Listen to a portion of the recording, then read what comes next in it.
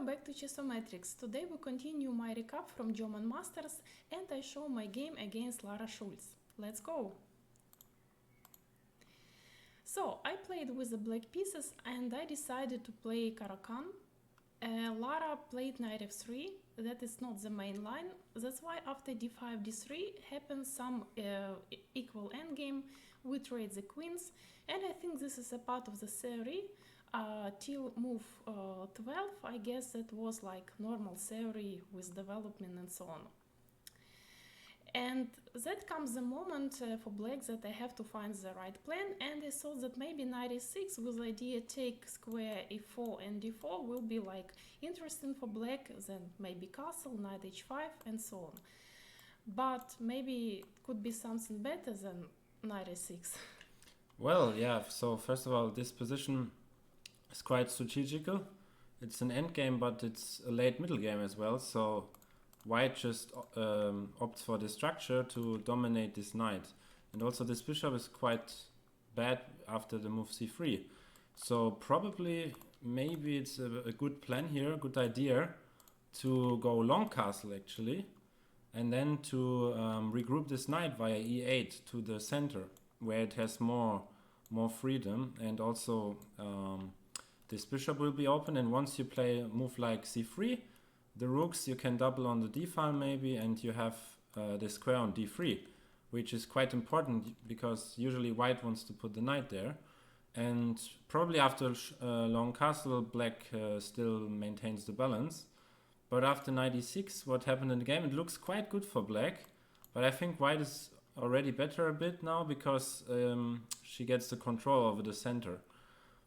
And we can see. That's why after c3, I guess she just quite good regrouping the old white pieces, and it seems like okay, the black knight is good, but not so good because she have enough time everything to reject, yeah, with the knight c4 and so on.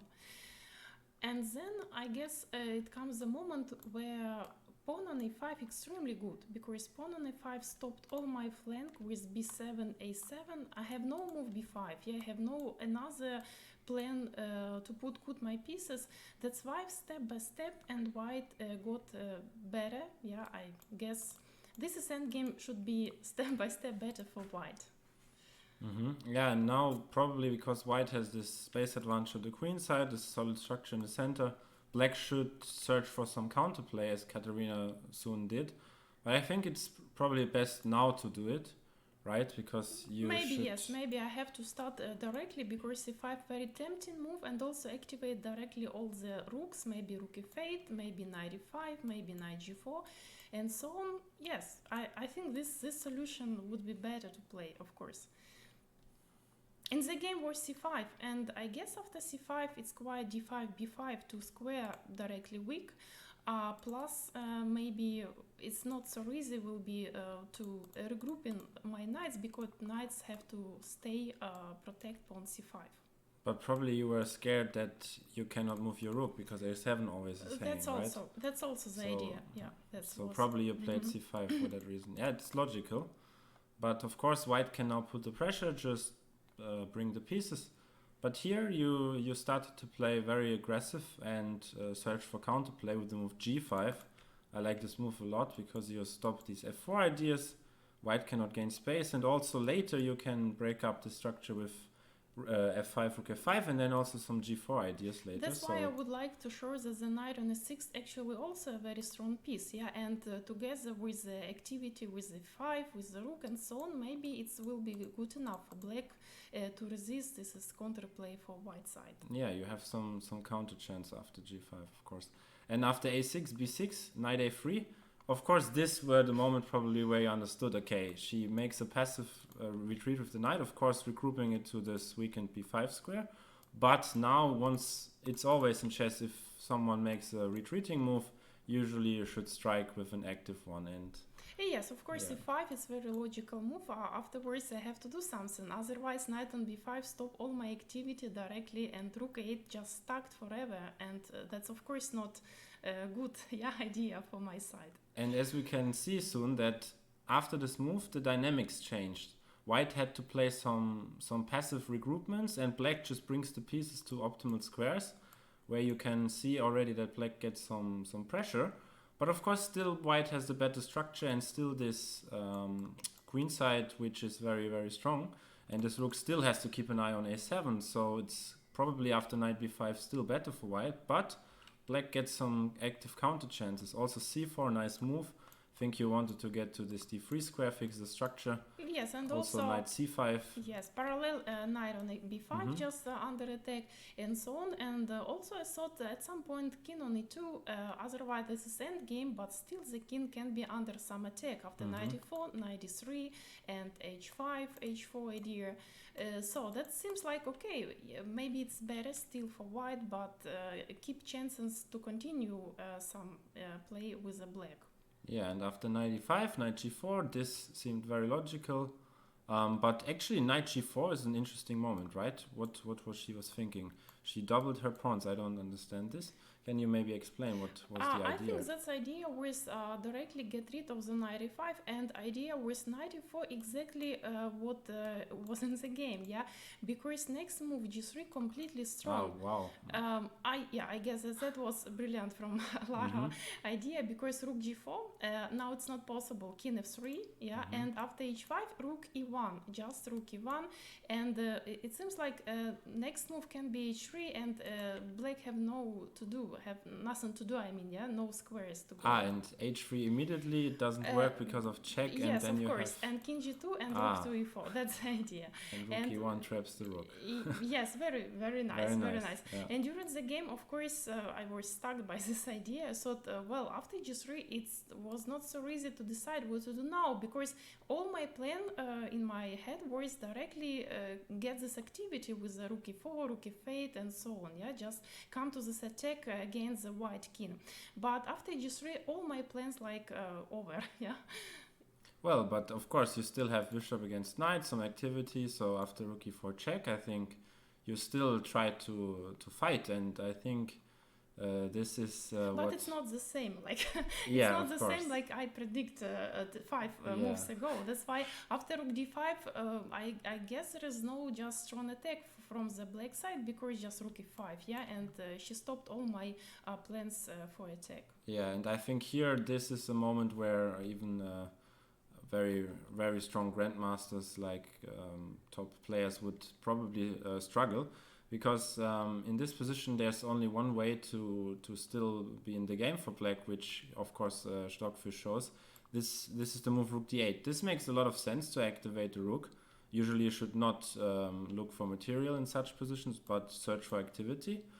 And after rook g5, it's clear that after something like rook d2, black is back in the game due to this active rooks, right? But I don't understand what happens after knight takes c4. Maybe I also guessed this move during the game. That's Yes. why I was afraid just gave a pawn for nothing, because rook d3 Just king king away. away, yeah. And then, or maybe king f2 to stop rook e2, but probably white just 2 pawns up, yeah? Yes, Or that's, and because also this is hanging. and- also knight b6 at some point, if the rook from a6, so for example, rook e4 variation, knight takes on b6. yeah, you can and even then, take and promote then to a it's new 7, queen. right, yeah, that is 7. Very nice tactic. So very dangerous for black. But computer Stockfish is just very, very, has no emotions, we should say. Just plays h6 and protects this pawn on g5. And for some reason, black now gets enough compensation and activity. But I think this is kind of inhuman to play an active move followed by a passive one, which, is just against the human nature. So Katarina just traded on f5, of course, and got her rook active. And after g4, rook a5, we with black can pin the knight and search for some active counterplay. But of course, that's not so easy still, because knight goes just on c2. She protect the line on a, and that's why I don't know how to play during the game. Of course, this endgame was totally lost for black side, but I still keep on my play. Yeah, that's why I have to find something. Maybe rook b5, maybe rook d5. But of course, still it's not easy to do. And very important to mention that you should not trade in this position. To all chess lovers that are new to chess, because here this bishop is extremely bad, pawns on dark squares, and especially this queen side will be very, very weak, and white probably will just win the game because once the knight lands on b5, you have to put the bishop on b8. And after that, white is just dominating, black is in a total Zugzwang, and the king will enter, get this pawn, and then at some point white will win. So you have to keep the rooks on the board, of course. And after knight b4, rook d6, rook e1, white is much more active, black has to keep an eye on these pieces. But Katerina turned the tables at some point because of her strong fighting spirit.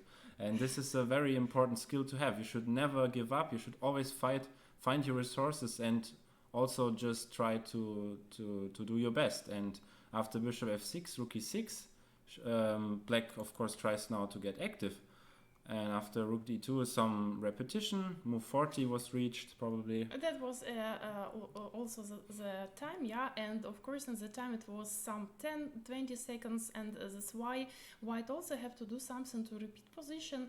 But after this repetition, of course, we've got more time, more 30 minutes, and of course now the white could just sit for some long 5 minutes time and think what's now to do, because of course the white have to still play for win, because position still like much better for white. And probably the reason why it's much better is because of this pawn. It's still a7 is weak, so that's why white played knight c6. And after that move, black sadly has to get passive, because after rook takes b2, for example, there's even this rook endgame, which is quite dangerous, I think, with these two passed pawns. But also just taking on a7 and after rook a2, yes, rook in b6. all of this variation, I was not very optimistic just to go to this line. That's why, of course, it seems like the white have to be fast. They have to be like in several moves, just a queen on the board. And my bishop on f6 just have no like diagonal to stop something like or sacrifice even. It's not like possible in this position. Yeah, and white is fully dominating. But after king f7, knight b8, rook d1, rook c6. And one more moment after knight b8, it was also very nice tricks. If I play rook d2, so the white can just sacrifice a rook b6, game over, because I cannot stop the pawn a, right? And also this idea was like always in the air during this game, and of course I surely understand that I have to like stay, somehow stay, not to stop my clock, yeah, but of course position is not easy. Yeah, but I think knight b8, probably she was hoping for this one-trick pony with rook b6. I guess, yes. But yes. after rook d1, black is back in the game, because you have a lot of activity. You can sometimes target this pawn, you have this active rook, and still you have a solid position here on the king side. So it's not that easy now for white to break through, because this sacrifice, of course, now does not work because of rook a1.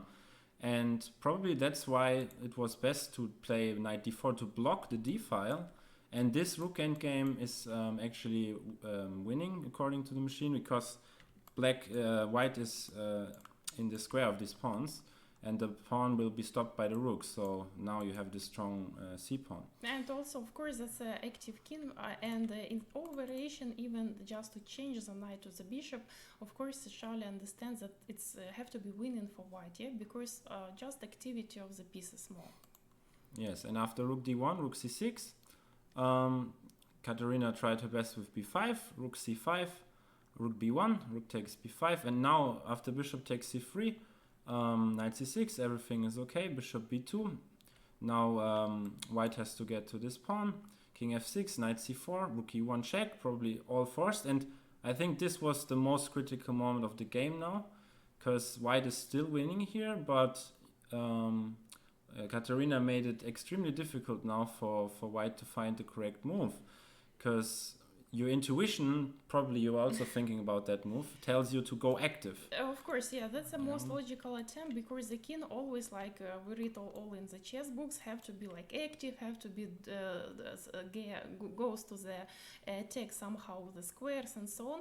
But directly, concretely in this position, yeah, after check, the king was better on d3, because king on d3 can just stop all the possible checks with rook d1. Yeah, that's the point. So here prophylaxis was the way. So after bishop a1, rook b7, after this check, white can block with the knight, and now this rook is extremely passive. I will probably win the a7 pawn and then slowly win the game. And in the game, the difference was after king d5, bishop c3, rook b3, bishop a1, now rook b7 would fail to rook d1 check, and after king c6, rook d4 counterplay, where actually it turns out that black has enough for equality. In all moments also it's possible that just black sacrifice a bishop, because bishop Exactly. knight have the diagonal, and every time sacrifice is possible because it's enough counterplay for another flank. That's the idea. Probably something like this. Yes, king just take e5, bishop take on e7, rook can win on h2, and then also the question who play for win. Yeah, of course. Because yeah, the if you don't pawns will take... be, yes. Yes, of course, yeah. That should be enough minimum for a draw. Of course. Yeah. But that was a nice difference. And after king d5, white played this move, Lara played this move knight b6, which is quite funny, because after takes probably the pawn again promotes, because this bishop is in the way of the rook. But of course, this is just, again, white hopes for this trick, but after rook d1 check, king c6, black gets the bishop back in time. And after all, now black can also push for more, because the game history, you always have to understand, it's quite important, right? That you were pressing the whole game, probably winning, and then your opponent gets back into the game, fights, and you should not over push it. And this is exactly what happened now, because she tried to still play for a win, but position is already not easy to play anymore. And also that was a second time control. It means that for white again have something like 2-3 minutes on the clock. And of course in such moments to understand that maybe it will be enough make a draw.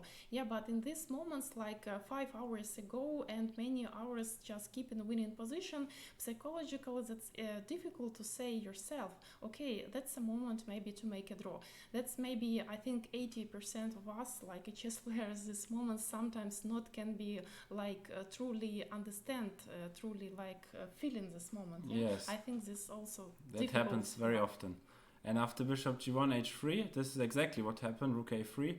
And here after king d8, bishop b6, probably this was kind of a shocking moment for her, because now she's in kind of a big trouble already. Pawn is hanging, also a6 is hanging, and then black will be a pawn up in this endgame. So all of a sudden white has to find the only way, which probably you saw, but she... I also can say that maybe the white was not truly understand that bishop b6 is possible, because some moves ago bishop b6 was not possible at the same time, because always can take sacrifice rook b6 and a7. That's why maybe some moves ago this move was on the board, yeah, and maybe of course the white calculates this move, but some moves ago it was not possible, and then something changed. Yeah, yes, something the changed. rook, of course, on yes, a5. of course. And now after bishop b6, king c8 was actually a losing mistake. Now black wins, because that rook endgame now is winning. White has this weakness on h3, and once this pawn falls, the others will fall as well, and then black will have at least one pass pawn, and the white king will be way too far away. So the only way of holding was this rook takes b6, and then getting counterplay with the a pawn. But it's kind of a funny race where the knight stops this pawn and black gets with the king, but the white king just in time to stalemate the black king, and this is a positional draw, which is quite remarkable. But after king c8, the position is lost. I think during the game also, when it's a time problem, yeah, that's sometimes very difficult just to organize all of this calculation, maybe 15-20 moves ahead. Yeah, that's why the white tries something to do very quickly, because on the clock was about 30 seconds. That's why I think also that's not about calculations, that's about stress, during the game. It was about 6 hours our game, and that's why this blunder happens. Of course, it can happen, and now of course it's very important if you're black side that you focus and also take your chance to win, and this is what happened. Katarina played perfectly from now on prophylaxis, and then took the pawns, created this very important pass pawn, right, and now the king of white side. Yeah, the always problem, because the white king not on the right place. King on just on c7, that's why for the king it's alone way back. That's why Yes, the black winning, it's position for Lucena, we come in at the end for this technically, of course, winning endgame. And for all who are wondering how to win this, you usually put the rook on the 5th rank, and then you go out with the rook, and you have this typical building the bridge. It's Where- called position of Lucena. Exactly. This from And, the endgame theory. and you build the bridge. And with the knight pawn, actually, what happened in the game, you can also go to the h file and bring the king out. So yeah, that was the game, and you Don't forget success chess and come to us to the next video. yeah, see you. Bye bye. Bye.